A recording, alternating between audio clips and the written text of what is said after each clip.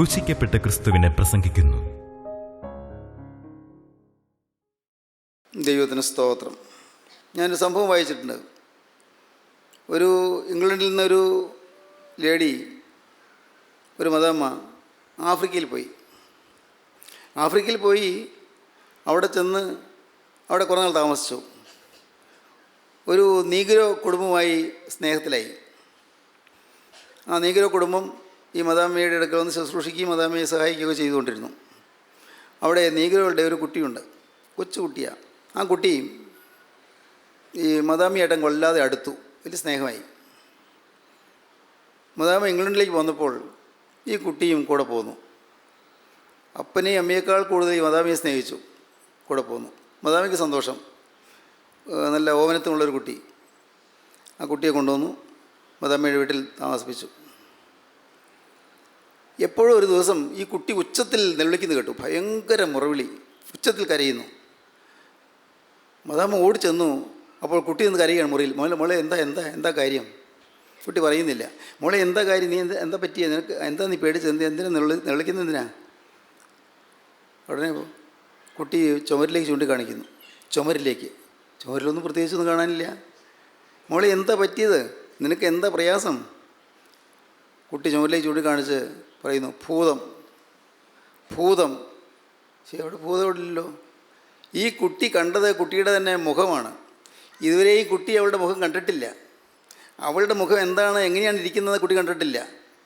ആഫ്രിക്കയിലെ കാട്ടുജാതിക്കാരുടെ ഇടയിൽ നിന്ന്, നീഗ്രോകളുടെ ഇടയിൽ നിന്ന്, കറുത്ത വർഗ്ഗക്കാരുടെ ഇടയിൽ നിന്ന് ഒരു കുട്ടി വന്നു. ആ കുട്ടിയെ കൊണ്ടുവന്നു. ആ കുട്ടി അതിൻ്റെ മുഖം കണ്ടിട്ടില്ല, കണ്ണാടി കണ്ടിട്ടില്ല.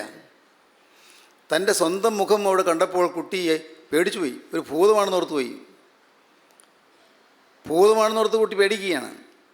മദാമ്മ പറഞ്ഞു, മോളെ ഇത് നിൻ്റെ തന്നെ രൂപമാണ്, നിൻ്റെ തന്നെ മുഖഛായയാണ്, ഇങ്ങനെയാണ് നിൻ്റെ മുഖം ഇരിക്കുന്നത്. വിഷമിക്കണ്ട. മനുഷ്യർ ഓരോ തരത്തിലുള്ളവരല്ലേ. ചിലർ നല്ല വെളുത്ത നിറമുള്ളവരുണ്ട്, ചിലർ കറുത്ത നിറമുള്ളവരുണ്ട്, ചിലത് സുന്ദരമായ മുഖമാണ്, ചിലത് വികൃതമായ മുഖമാണ്. മോളെ അതിനെക്കുറിച്ച് ഭാരപ്പെടണ്ട. നിനക്ക് എന്തുണ്ടോ അതിൽ നീ വളരുക, നിനക്ക് ഉയരാം. ദൈവത്തിന് സ്തോത്രം. ഒരു സത്യം നിങ്ങൾ മനസ്സിലാക്കൂ. നമ്മുടെ തനിനിറം കാണുമ്പോൾ നാം ഭയന്നു പോകും. തനി നിറം.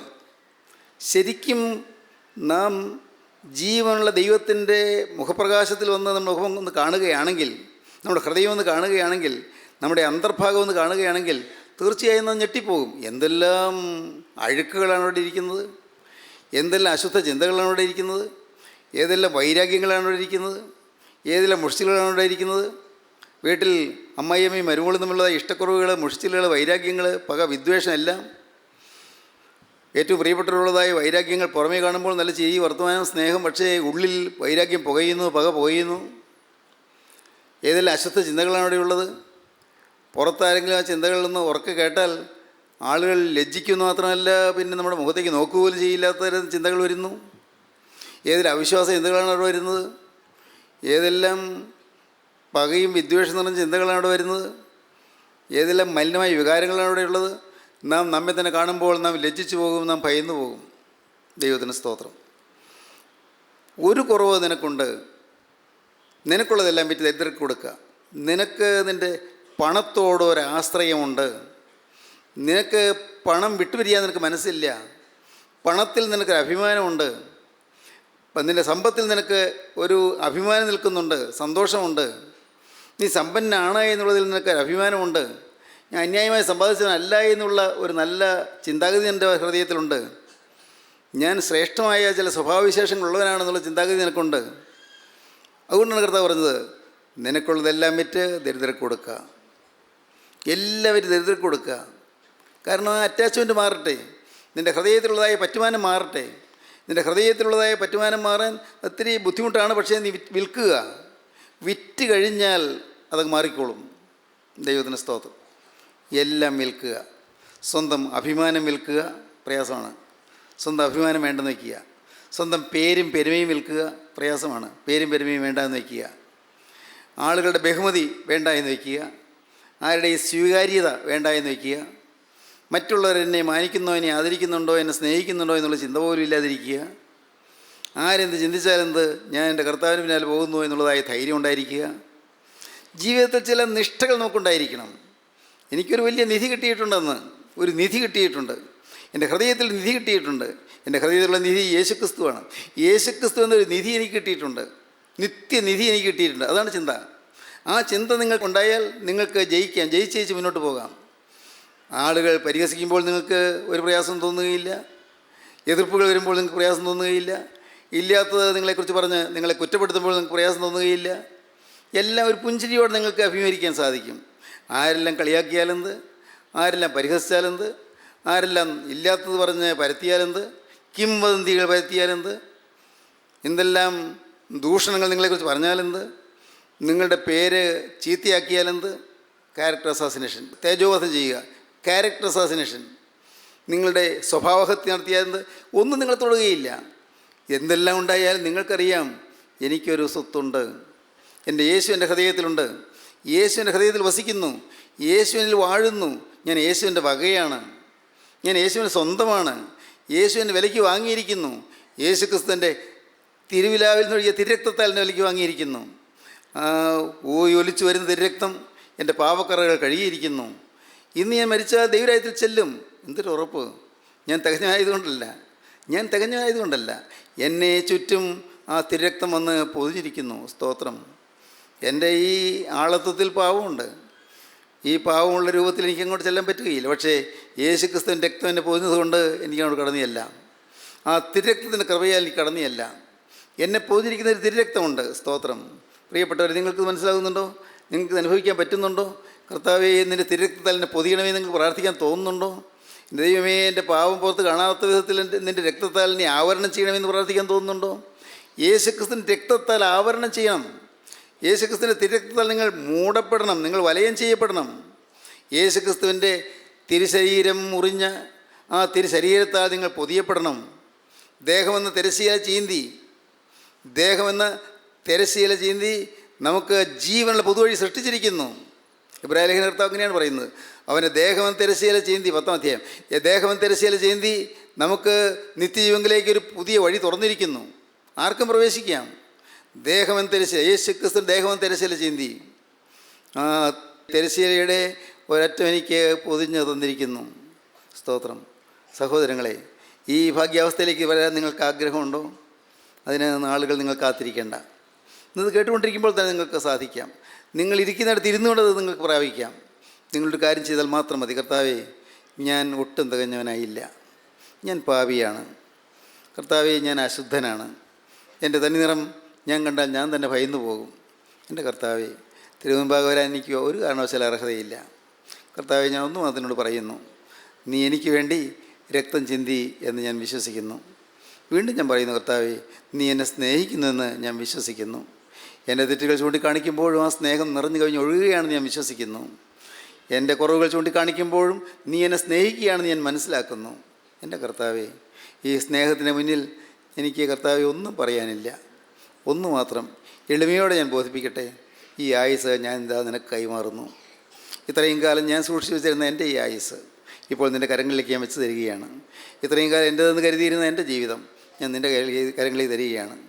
എൻ്റെ ഈ ശരീരം, എൻ്റെ ഈ ദേഹം, ദേഹി, ആത്മാവ്, എൻ്റെ സമ്പത്ത്, എൻ്റെ വിദ്യാഭ്യാസം, എനിക്കുള്ള സ്വാധീനം, എനിക്കുള്ള കഴിവുകൾ, എനിക്കുള്ള കഴിവുകേടുകൾ, കർത്താവേ, എൻ്റെ കുടുംബം, എൻ്റെ ഭാര്യ, എൻ്റെ ഭർത്താവ്, എൻ്റെ മക്കൾ, എൻ്റെ മാതാപിതാക്കൾ, എൻ്റെ സഹോദരങ്ങൾ, എൻ്റെ കർത്താവേ, ഞാൻ ചേർന്ന് നിൽക്കുന്ന ഏതെല്ലാം തുറകളുണ്ടോ, ഏതെല്ലാം മേഖലകളുണ്ടോ, അതെല്ലാം ഇതാ ഞാൻ നിൻ്റെ കയ്യിലേക്ക് തരുന്നു. ദൈവത്തിന് സ്തോത്രം. നിൻ്റെ കയ്യിലേക്ക് ഞാൻ ഇതാ വെച്ച് തരുന്നു. കർത്താവേ, ഇപ്പോൾ നിൻ്റെ ആണിപ്പാട് കരം നീട്ടി എന്നെ ഒന്ന് തൊടണമേ. യേശുവേ, എന്നെ ഒന്ന് തൊടണമേ. നാഥ, നിൻ്റെ തൃക്കര നീട്ടി എന്നെ ഒന്ന് തൊടണമേ. ആ തിരുരക്തം പുരണ്ട കരം, കർത്താവേ, ആണിയടിച്ച് തകർന്നതായ നിൻ്റെ കരം എൻ്റെ മേൽ വെച്ചാൽ എൻ്റെ പാപങ്ങളെല്ലാം പറന്നു പോകുമെന്ന് ഞാൻ വിശ്വസിക്കുന്നു. ആ തൃക്കരം എൻ്റെ മേൽ വെച്ചാൽ എൻ്റെ പാപങ്ങളിൽ ആവിയായി പോകുമെന്ന് ഞാൻ വിശ്വസിക്കുന്നു. യേശു, ആ തൃക്കരം എൻ്റെ മേൽ വെച്ചാൽ എല്ലാ പാപവും മാറി ഞാൻ വിശുദ്ധനാകുമെന്ന് ഞാൻ വിശ്വസിക്കുന്നു. നാഥ, നിൻ്റെ കരങ്ങളിലേക്ക് ഞാനിതാ എന്നെ തരുന്നു. ദൈവത്തിന് സ്തോത്രം. ഇപ്പോൾ നിങ്ങൾക്ക് സമർപ്പിക്കാൻ പറ്റിയ സമയമാണ്. ഇപ്പോൾ നിങ്ങളുടെ ജീവിതം കർത്താവിൻ്റെ കരങ്ങളിലേക്ക് കൊടുക്കാൻ പറ്റിയ സമയമാണ്. യേശുവിനോട് വാക്ക് പറയാൻ പറ്റിയ സമയമാണ്. യേശുവിൻ്റെ കരങ്ങളിൽ നിങ്ങളെ ഏൽപ്പിച്ചുകൊണ്ട് യേശുവിനെ നിങ്ങളെ തന്നെ കൊടുക്കാനുള്ള സമയമാണ്. നിങ്ങളുടെ അവയവങ്ങൾ യേശുവിന് കൊടുക്കുക, നിങ്ങളുടെ ജീവിതം യേശുവിന് കൊടുക്കുക, നിങ്ങളുടെ സംസാര രീതികൾ യേശുവിന് കൊടുക്കുക, നിങ്ങളുടെ ചിന്താഗതികൾ യേശുവിന് കൊടുക്കുക. ദൈവത്തിന് സ്തോത്രം. നിങ്ങൾക്കുള്ളതെല്ലാം യേശുവിന്. ഇത്രയും കാലം എൻ്റേതായിരുന്നതെല്ലാം ഇപ്പോൾ യേശുവിൻ്റെ കൈകളിൽ. എൻ്റെ ദൈവമേ, എന്തൊരു മഹാഭാഗ്യം! എൻ്റേതായി ഞാൻ കരുതി വെച്ചിരുന്നതെല്ലാം ഇപ്പോൾ യേശുവിൻ്റെ കൈകളിൽ. എൻ്റെ ആത്മീയം അതും യേശുവിൻ്റെ കൈകളിൽ. ഞാൻ ചെയ്യുന്ന ആത്മീയ ശുശ്രൂഷ അതും യേശുവിൻ്റെ കൈകളിൽ.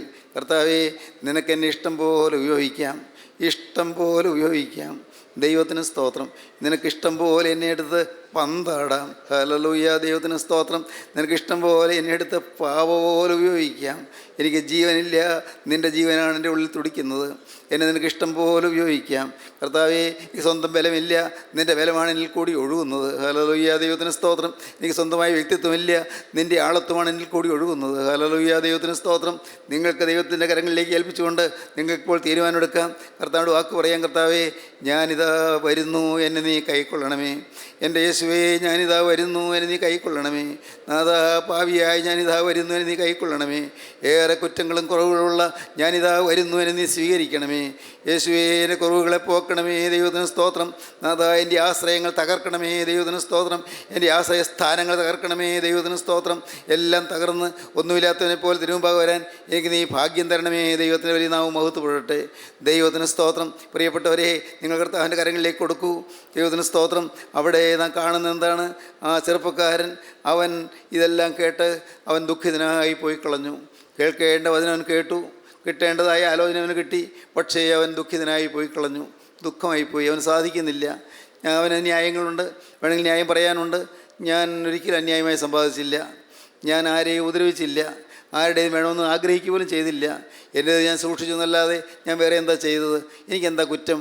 അവന് വിനയപ്പെടാൻ കഴിഞ്ഞില്ല, അവൻ താഴാൻ സാധിച്ചില്ല. യേശുക്രിസ്തുവിൻ്റെ വചനത്തിൻ്റെ മുന്നിൽ വിനയപ്പെടാൻ അവന് കഴിഞ്ഞില്ല. കഷ്ടമായിപ്പോയി. അവൻ ദുഃഖിതനായി പോയി കളഞ്ഞു.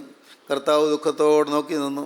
ശിഷ്യന്മാർക്ക് തോന്നി, ഇങ്ങനെ അവർക്ക് തോന്നിയോന്ന് ദിവസം അങ്ങനെ കൃത്യമായിട്ട് പറയുന്നില്ല, പക്ഷേ അവർക്ക് തോന്നിയെന്ന് ഞാൻ ഭാവനയിൽ കാണട്ടെ. അവർക്ക് തോന്നി. എങ്കിലും കർത്താവ് അവനെ പോകുന്ന കണ്ടപ്പോൾ തിരിച്ചു വിളിക്കാമായിരുന്നു.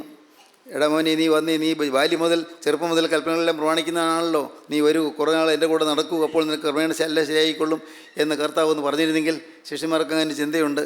അങ്ങനെ ചിന്തയുണ്ടെന്ന് വേദപുസ്തകം പറഞ്ഞിട്ടില്ല, എങ്കിലും ഞാനിപ്പോൾ എൻ്റെ ഭാവനയിൽ പറയുകയാണ്.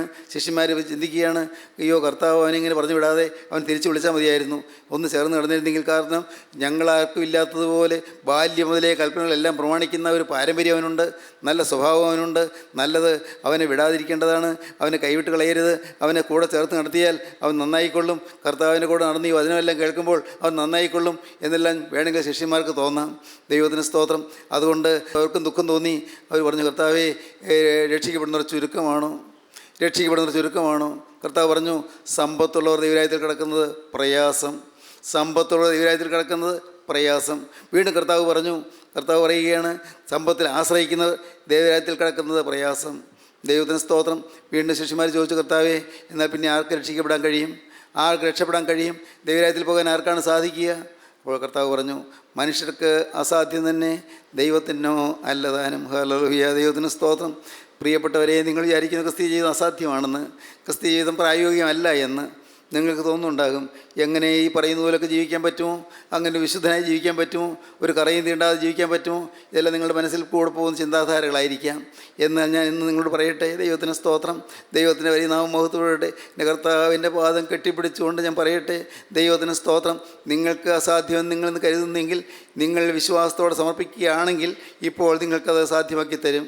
ദൈവത്തിന് സ്തോത്രം. വിശ്വാസത്തോടെ സമർപ്പിക്കൂ. എന്നെ ശക്തനാക്കുന്നതിന് മുഖാന്തരം ഞാൻ സകലത്തിന് മതിയാകുന്നെന്ന് നിങ്ങൾ ഉച്ചത്തിൽ ഘോഷിക്കും. ദൈവത്തിന് സ്തോത്രം. എന്നെ ശക്തനാക്കുന്നതിന് മുഖാന്തരം ഞാൻ സകലത്തിന് മതിയാകുന്നു. ദൈവത്തിൻ്റെ വലിയ നാമം മഹത്വപ്പെടട്ടെ. അപ്പോൾ നിങ്ങൾ പറയും, നീ എൻ്റെ ദൈവത്തെ കത്തിക്കും, എൻ്റെ ദൈവമായ യഹോവ എൻ്റെ അന്ധകാരത്തെ പ്രകാശമാക്കും. നിന്നാൽ ഞാൻ പടക്കൂടത്തിന് നേരെ പാഞ്ഞു ചെല്ലും, എൻ്റെ ദൈവത്താൽ ഞാൻ മതിൽ ചാടിക്കടക്കും. ഹല്ലേലൂയ. ദൈവത്തിന് സ്തോത്രം. നിന്നാൽ ഞാൻ പടക്കൂട്ടത്തിന് നേരെ പാഞ്ഞു ചെല്ലും, എൻ്റെ ദൈവത്താൽ ഞാൻ മതിൽ ചാടിക്കടക്കും. ദൈവത്തിന് സ്തോത്രം. വീണ്ടും 27 സങ്കീർത്തനത്തിൽ പറയുന്നത് പോലെ നമുക്കും പറയാൻ സാധിക്കും, ഞാൻ ജീവനുള്ളവരുടെ ദേശത്ത് യഹോവയുടെ നന്മ കാണുമെന്ന് വിശ്വസിച്ചില്ലെങ്കിൽ കഷ്ടം. യഹോവെങ്കിൽ പ്രത്യാശ വയ്ക്കുക, ധൈര്യപ്പെട്ടിരിക്കുക, നിൻ്റെ ഹൃദയം ഉറച്ചിരിക്കട്ടെ. അതേ, യഹോവെങ്കിൽ പ്രത്യാശ വയ്ക്കുക. ദൈവത്തിന് സ്തോത്രം. ഞാൻ ജീവനുള്ളവരുടെ ദേശത്ത് യഹോവയുടെ നന്മ കാണുമെന്ന് വിശ്വസിച്ചില്ലെങ്കിൽ കഷ്ടം. യഹോവയെങ്കിൽ പ്രത്യാശ വയ്ക്കുക, ധൈര്യപ്പെട്ടിരിക്കുക, നിൻ്റെ ഹൃദയം ഉറച്ചിരിക്കട്ടെ, അത് യഹോവയിൽ പ്രത്യാശ വയ്ക്കുക. ദൈവത്തിന് സ്തോത്രം. അപ്പോഴാണ് ധൈര്യമായി നമുക്ക് പറയാൻ സാധിക്കുന്നത്, യഹോവ എൻ്റെ വെളിച്ചവും എൻ്റെ രക്ഷയുമാകുന്നു, അവൻ്റെ ജീവൻ്റെ ബലം ഞാൻ ആരെ പേടിക്കും. ദൈവത്തിന് സ്തോത്രം. 27 സംഘത്തിന് 1-ാം വാക്യം മുതൽ നമുക്ക് വായിച്ച് കേൾക്കാം. 27-ാം സംഘത്തിന് 1-ാം വാക്യം മുതൽ, യഹോവ എൻ്റെ ജീവൻ്റെ ബലം, യഹോവ എൻ്റെ രക്ഷ എൻ്റെ ബലവുമാകുന്നു. ദൈവത്തിന് സ്തോത്രം. വായിക്കാം. യഹോവ എൻ്റെ വെളിച്ചവും എൻ്റെ രക്ഷയുമാകുന്നു, ഞാൻ ആരെ ഭയപ്പെടും. യഹോവ എൻ്റെ ജീവൻ്റെ ബലം, ഞാൻ ആരെ പേടിക്കും. യഹോവ എൻ്റെ വെളിച്ചവും എൻ്റെ രക്ഷയുമാകുന്നു, ഞാൻ ആരെ ഭയപ്പെടും. യഹോവ എൻ്റെ ജീവൻ്റെ ബലം, ഞാൻ ആരെ പേടിക്കും. എൻ്റെ വൈരികളും ശത്രുക്കളുമായ ദുഷ്കർമ്മികൾ എൻ്റെ മാംസം തിന്നുവാൻ എന്നോടടുക്കുമ്പോൾ ഇടറി വീഴും. എൻ്റെ വൈരികളും ശത്രുക്കളുമായ ദുഷ്കർമ്മികൾ, പിശാചുക്കൾ, ദുരാത്മാക്കൾ എൻ്റെ മാംസം തിന്നുവാനോട് അടുക്കുമ്പോൾ ഇടറി വീഴും.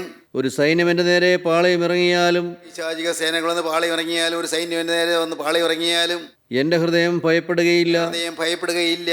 എനിക്ക് യുദ്ധം നേരിട്ടാലും ഞാൻ നിർഭയമായിരിക്കും. എനിക്ക് യുദ്ധം നേരിട്ടാലും നിർഭയമായിരിക്കാം. കാരണം എനിക്കൊരു ലക്ഷ്യമേ ഉള്ളൂ, ഒരേ ഒരു ലക്ഷ്യം.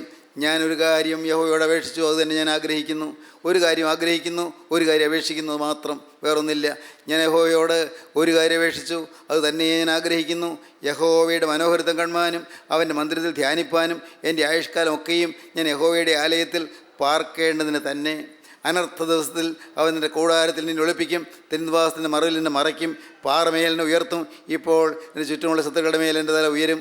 ഞാൻ അവൻ്റെ കൂടാരത്തിൽ ജയഘോഷയാഗങ്ങൾ അർപ്പിക്കും. ദൈവത്തിന് സ്തോത്രം. ജയഘോഷയാഗങ്ങൾ അർപ്പിക്കുന്ന, ജയധ്വനി മുഴക്കുന്ന, ജയജീവിതം നയിക്കുന്ന അനുഗ്രഹീതമായ സൗഭാഗ്യാവസ്ഥയിലേക്ക് ദൈവം നമ്മെ കൊണ്ടുപോകും. പ്രിയപ്പെട്ടവരെ, നിങ്ങൾക്ക് ഇത് അനുഭവമാക്കി തരുവാൻ കർത്താവ് ആഗ്രഹിക്കുന്നു. നിങ്ങളുടെ ജീവിതത്തിൽ ഈ ഭാഗ്യാനുഭവം ലഭിക്കാൻ കർത്താവ് ആഗ്രഹിക്കുന്നു. വേണമെങ്കിൽ ഇപ്പോഴിരിക്കുന്നിടത്തിരുന്നുകൊണ്ട് നിങ്ങൾക്ക് പറയാം, എന്നെ ശക്തനാക്കുന്ന മുഖാന്തരം ഞാൻ സകലത്തിന് മതിയാകുന്നു. എനിക്ക് കഴിവില്ല കർത്താവേ, എനിക്ക് ഒന്നേ കഴിവുള്ളൂ, ഒന്ന് മാത്രം ആഗ്രഹിക്കാം. കർത്താവേ, അതേ എനിക്കുള്ളൂ, ഞാൻ ആഗ്രഹിക്കുന്നു, ഞാൻ വാഞ്ചിക്കുന്നു. കർത്താവെ, ഞാൻ അതിയായി വാഞ്ചിക്കുന്നു ഒറ്റയ്ക്കൊരു കാര്യം. കർത്താവേ, നീ എൻ്റെ ഹൃദയത്തിൽ വാഴണം, നീ എൻ്റെ ജീവിതത്തിലേക്ക് എഴുന്നള്ളി വരണം. ഗോകുൽത്തായിലെ കുരിശിൽ വരിച്ച രക്ഷക, നീ കുരിശിൽ നിന്ന് ഇറങ്ങി എൻ്റെ ഹൃദയത്തിൽ ഒന്ന് വാഴണം. അരിമത്തിക്കാരൻ യോസേപ്പിൻ്റെ കല്ലറയിൽ കിടന്ന്, രക്ഷകനായ യേശുവേ, നീ എൻ്റെ ഹൃദയത്തിൽ വന്ന് എൻ്റെ ഹൃദയത്തിൽ നീ ശയിക്കണം. ദൈവത്തിന് സ്തോത്രം. എൻ്റെ കർത്താവേ, അരിമത്തിക്കാരൻ യോസേപ്പിൻ്റെ കല്ലറയിൽ നീ കിടന്നെങ്കിലും 3-ാം നാൾ നീ ഉയർത്തെഴുന്നേറ്റതുപോലെ എൻ്റെ ഹൃദയത്തിൽ നീ ഉയർത്തെഴുന്നേറ്റ് നിൽക്കണം. കർത്താവേ, ഇനി എന്നിൽ കൂടി നീ നടക്കണം, എന്നിൽ കൂടി നീ സംസാരിക്കണം, എന്നിൽ കൂടി നീ സഞ്ചരിക്കണം. ഹല്ലേലൂയ. ദൈവത്തിന് സ്തോത്രം. എൻ്റെ സഹോദരങ്ങളെ, ഇതെന്ത് ഭാഗ്യ അനുഭവമാണിത്. ഇത് ഒരു ശ്രേഷ്ഠമായ അനുഭവമല്ലേ? ഇത് സൗഭാഗ്യകരമായ അനുഭവമല്ലേ? യേശു നമ്മിൽ കൂടി നടക്കുന്നു, യേശു നമ്മിൽ കൂടി സംസാരിക്കുന്നു, യേശു നമ്മിൽ കൂടി പ്രവർത്തിക്കുന്നു, യേശു ചെയ്യാനുള്ള വേലകൾ നമ്മിൽ കൂടി നിവർത്തിക്കുന്നു. ദൈവത്തിന് സ്തോത്രം. ഇതിനെ അഴിച്ചു കൊണ്ടുവരുന്നത് എന്തിനെന്ന് ആരെങ്കിലും നിങ്ങളോട് ചോദിച്ചാൽ, ഞങ്ങളുടെ കർത്താവിന് ഇതിനെക്കൊണ്ട് ആവശ്യമുണ്ട് എന്ന് പറയുവിൻ. ഹല്ലേലൂയ. നമ്മെക്കൊണ്ട് ദൈവത്തിന് ആവശ്യമുണ്ട് എന്ന്. എൻ്റെ കർത്താവിന് സ്തോത്രം. യേശുവിന് നമ്മെക്കൊണ്ട് ആവശ്യമുണ്ട്. നമ്മെ ഓരോരുത്തരെക്കുറിച്ചും കർത്താവിന് ഉദ്ദേശമുണ്ട്. നമ്മെക്കൊണ്ട് യേശുവിന് ആവശ്യമുണ്ട്. യേശുവിന് ചിലതെല്ലാം നിവർത്തിക്കാനുണ്ട്. ചില കാര്യങ്ങൾ നിവർത്തിക്കാൻ കർത്താവ് ആഗ്രഹിച്ച് നിൽക്കുകയാണ്. മകനെ, നിൻ്റെ ജീവിതം എൻ്റെ കരങ്ങളിലേക്ക് തരാമോ? നിൻ്റെ ഇനിയുള്ള ശിഷ്ടായുസ്, ശേഷിക്കുന്ന ആയുസ് എൻ്റെ കൈകളിലേക്ക് തരാമോ? മകളെ, നിൻ്റെ ആയുസ് എൻ്റെ കൈകളിലേക്ക് തരാമോ? നിൻ്റെ ബലഹീനതകളോടുകൂടെ നീ നിന്നെ തന്നെ എനിക്ക് തരിക. നിൻ്റെ പോരായ്മകളോടുകൂടെ നീ നിന്നെ തന്നെ എനിക്ക് തരിക. നിൻ്റെ അവിവേകവും നിൻ്റെ ജീവിതത്തിലെ അവിശ്വാസവും എല്ലാം ഉണ്ട്. പക്ഷേ നിന്നെ തന്നെ നീ എനിക്ക് തരിക. ഞാൻ നിന്നെ രൂപാന്തരപ്പെടുത്താം. ഞാൻ നിൻ്റെ അവിശ്വാസം മാറ്റിത്തരാം. ഞാൻ നിൻ്റെ അവിവേകം മാറ്റിത്തരാം. ഞാൻ നിൻ്റെ അബദ്ധങ്ങൾ മാറ്റിത്തരാം. ഞാൻ നിൻ്റെ ജീവിതത്തിലെ അലസതകൾ മാറ്റിത്തരാം. ഞാൻ നിൻ്റെ ജീവിതത്തിലെ കേടുകൾ മാറ്റിത്തരാം. നിനക്ക് സമാധാനം തരാം. നിനക്ക് ഐശ്വര്യം തരാം. നിൻ്റെ കുടുംബത്തിൽ സമാധാനം ഞാൻ തരാം. നിൻ്റെ മക്കളെ അനുഗ്രഹിക്കാം. തലമുറയായി മക്കൾ അനുഗ്രഹിക്കപ്പെടും. ഹല്ലേലൂയ. തലമുറയായി അനുഗ്രഹം കിട്ടും. പ്രിയപ്പെട്ടവരെ, ഇത് നിങ്ങൾ ആഗ്രഹിക്കുന്നുവെങ്കിൽ ഇപ്പോൾ നിങ്ങൾ തന്നെ സമർപ്പിക്കൂ. നിങ്ങളുടെ കണ്ണുകളെ നിങ്ങൾ അടയ്ക്കൂ, തലകളെ നിങ്ങൾ താഴ്ത്തൂ. ദൈവത്തിന് സ്തോത്രം. കർത്താവിൻ്റെ കരങ്ങളിലേക്ക് നിങ്ങൾ ഏൽപ്പിച്ചുകൊണ്ട് നിങ്ങളിപ്പോൾ പറയണം, കർത്താവേ, ഞാനൊരു നിസ്സാര മനുഷ്യൻ, ഞാനൊരു പാപിയായ മനുഷ്യൻ. കർത്താവേ, എങ്കിലും നിൻ്റെ തിരുരക്തം എനിക്ക് വേണ്ടി നീ കുരിശിൽ ചിന്തി എന്ന് ഞാൻ വിശ്വസിക്കുന്നു. കർത്താവേ, എൻ്റെ പാപക്കറകൾ കഴുകാൻ നിൻ്റെ തിരുരക്തം മതിയായതെന്ന് ഞാൻ വിശ്വസിക്കുന്നു. ഇപ്പോൾ കർത്താവേ, ഞാൻ ഒന്ന് മാത്രം യാചിക്കുന്നു. എൻ്റെ യേശുവേ, യേശു മാത്രം ആശ്രയമായിരിക്കുന്ന, യേശു മാത്രം ആരാധനാപുരുഷനായിരിക്കുന്ന ഒരു സൗഭാഗ്യം എനിക്ക് തരണമേ. യേശു മാത്രം സങ്കേതമായിരിക്കുന്ന ഒരു രക്ഷാ ജീവിതം നീ എനിക്ക് തരണമേ. യേശു മാത്രം ബലമായിരിക്കുന്ന ഒരു കരുണയുടെ കാലം എനിക്ക് തരണമേ. യേശു മാത്രം എൻ്റെ ജീവിതത്തിലെ നാഥനും നായകനുമായി എന്നെ നടത്തുന്ന ഒരു നല്ല കാലം എനിക്ക് തരണമേ. ഒരു ശുഭകാലം എനിക്ക് തരണമേ. യേശുവേ, നിൻ്റെ ഹൃദയത്തിലേക്ക് വരണമേ. ദൈവത്തിന് സ്തോത്രം. അങ്ങനെ നിങ്ങൾ പ്രാർത്ഥിക്കുക. അങ്ങനെ പ്രാർത്ഥിച്ചിട്ട് കരങ്ങളെ ഉയർത്തുവീൻ. ഹല്ലേലൂയ. കാരുണ്യവാനായ ഞങ്ങളുടെ സ്വർഗീയ പിതാവേ, ഈ മനോഹരമായ സമയത്തിനായി ഞങ്ങൾ നിന്നെ സ്തുതിക്കുന്നു. തിരുസാന്നിധ്യം ഞങ്ങൾക്ക് ദാനമായി തന്നതിനായി ഞങ്ങൾ നിന്നെ സ്തുതിക്കുന്നു. അപ്പോൾ ഞങ്ങൾ അർഹിക്കാത്ത അനുഗ്രഹങ്ങളും അനുഭവങ്ങളും തരുന്നതിനായി ഞങ്ങൾ നിന്നെ സ്തുതിക്കുന്നു. ഈ മക്കളെ എല്ലാം ഇവിടെ നിന്ന് അനുഗ്രഹിക്കണമേ. എൻ്റെ കർത്താവേ, യേശുവിൻ്റെ സ്നേഹം തിരിച്ചറിയാൻ ഈ മക്കളുടെ ഹൃദയങ്ങളെ തുറക്കണമേ. യേശുവിൻ്റെ കുരിശിലെ സ്നേഹത്തിൻ്റെ അത്ഭുതം അനുഭവിപ്പാൻ ഈ മക്കൾക്ക് എല്ലാവർക്കും സൗഭാഗ്യം നൽകണമേ. അത് രണ്ടാമത്തെ വരവിന് വേണ്ടി എല്ലാവരും ഒരുക്കണമേ. യേശുവിൻ നാമത്തിൽ തന്നെ. ആമീൻ. ഹല്ലേലൂയ.